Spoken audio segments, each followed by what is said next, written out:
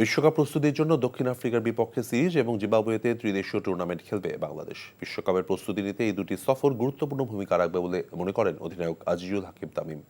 Zimbabwe দক্ষিণ Africa বাংলাদেশকে নিয়ে চলতি মাসে 23 জুলাই মাঠে গড়াবে ত্রিদেশীয় সিরিজ। রাউন্ড রবিন লিগ ফরম্যাটে খেলা হবে, যেখানে প্রতিটি দল একে অপরের বিপক্ষে 3 বার করে মুখোমুখি হবে। সব মিলে মোট 9টি ম্যাচ অনুষ্ঠিত হবে। পয়েন্ট টেবিলের শীর্ষে থাকা 2 দল লড়বে শিরোপার জন্য। আর এই ত্রিদেশীয় সিরিজের আগে 15 জুলাই থেকে দক্ষিণ আফ্রিকার বিপক্ষে 3 ম্যাচের ওয়ানডে সিরিজ খেলবে বাংলাদেশের যুবারা। আসন্ন এই দ্বিপাক্ষিক সিরিজ এবং ত্রিদেশীয় সিরিজের জন্য 16 সদস্যের দল ঘোষণা করেছে বিসিবি।